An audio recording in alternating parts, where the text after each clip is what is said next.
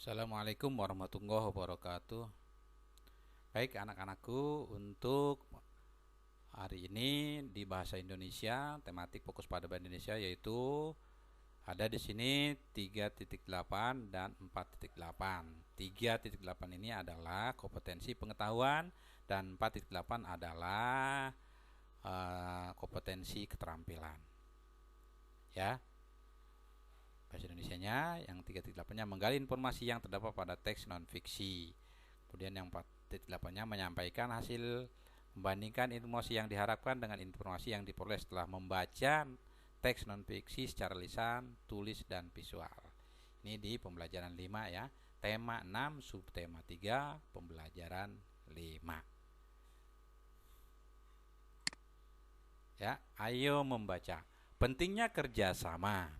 Manusia adalah makhluk sosial. Kita tidak bisa hidup sendiri. Kita perlu berinteraksi dan bekerja sama dengan orang lain, baik lingkungan keluarga, sekolah, maupun masyarakat. Kita sering mendengar bahwa dengan bekerja sama, pekerjaan menjadi lebih mudah dan tujuan lebih cepat tercapai.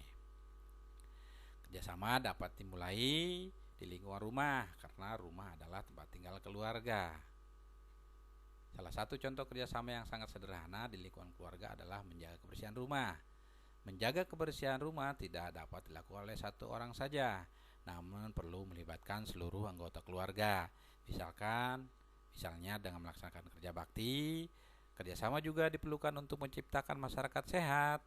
Banyak cara yang dapat dilakukan, misalnya melakukan kerja bakti, membersihkan lingkungan secara rutin, memilah dan mengolah sampah bersama-sama, menanam pohon di lingkungan rumah, serta mencegah penyebaran penyakit menular melalui 3M, menguras tempat penampungan air secara rutin, menutup tempat-tempat penampungan air, dan mengubur barang-barang yang tidak terpakai yang dapat menimbulkan genangan air.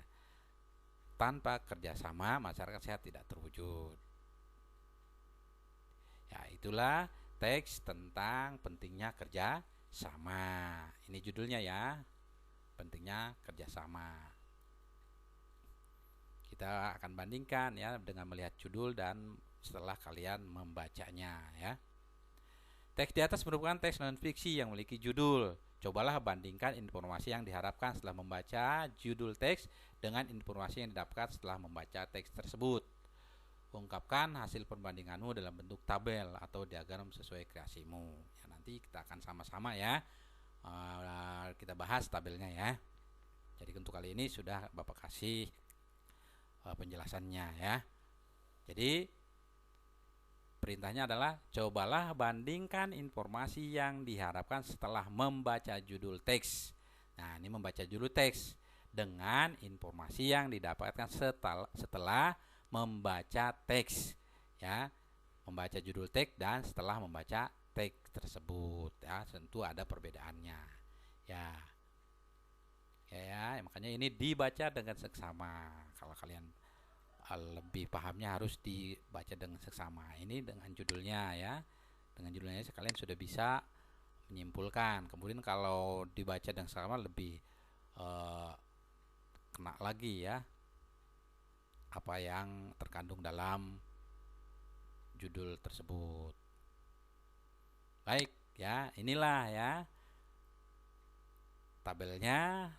Ada 1, 2, dan 3. Setelah membaca judul teks, manfaat kerjasama. Kemudian setelah membaca teks, dengan bekerja sama, pekerjaan menjadi lebih mudah dan tujuan lebih cepat tercapai.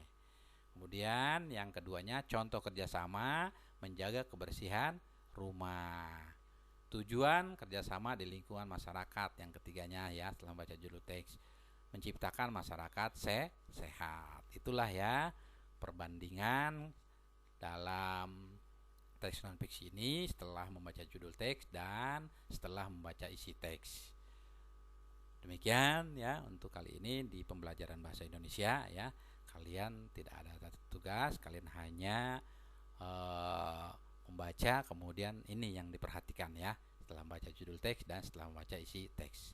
Demikian, terima kasih. Assalamualaikum warahmatullahi wabarakatuh.